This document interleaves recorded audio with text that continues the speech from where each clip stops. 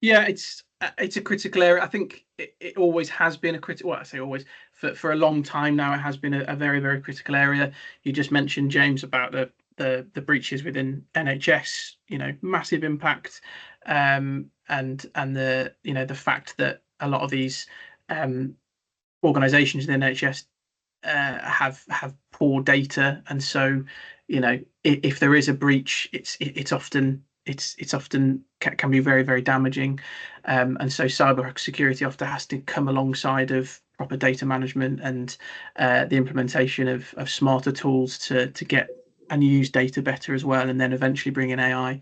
But to focus on cybersecurity, there's also defence, right?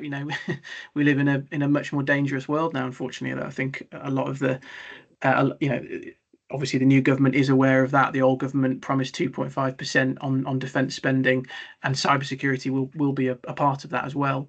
And so I think it's right there at the top of the priorities because everything's online now. Obviously, it has been for a while, but it's moving even more so in that direction. You've got massive multi-billion-pound data companies that run our lives, and so the impact of countries that are potentially a threat to us, like Russia or China, and the impact that could have on our day-to-day life is huge.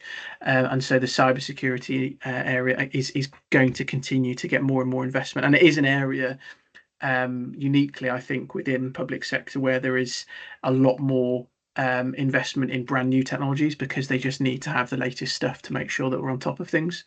Um, so yeah, in terms of the impact on job opportunities, obviously there's going to be a creation of new cybersecurity jobs. That's the gradual evolution, and there's gradually more and more. If you look across the last 10, 15 years, these jobs have become more and more important, and you know cybersecurity professionals are sitting at the top with the IT teams and reporting into the heads of these businesses to make sure that they're on top of these things. So cybersecurity jobs it's a good thing to invest in if you're looking at changing jobs, if you're looking at maybe a new area to get into cyber. There's going to be guaranteed jobs there for the long term future, I would say. And there's a demand for skills in this area. There is a shortfall.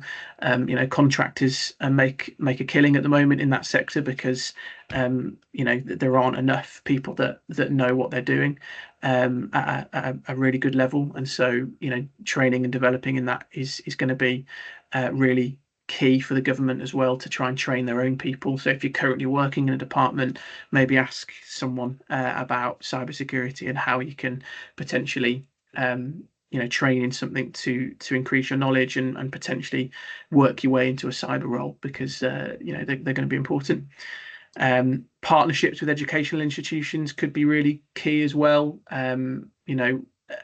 You do find we've got some of the best universities in the world, and you do find that often these people coming out of university are taken up by the big tech firms, by the financial institutions or whatever, that are paying a lot more than what the public sector tends to pay, and it tends to be civil servants that have a heart of gold, that want to make an impact for the public sector, are the ones that move into the public sector, and they need to be looked after. But I think there needs to be an initiative, and there will be initiatives from what I've heard and from what I've read in the Labour manifesto, to try and attract those types of people again. So if you're just out of university, that's something you can maybe invest in. But yeah, I think generally cyber is going to be really key priority, and if you want to get into it, it's a good place to be.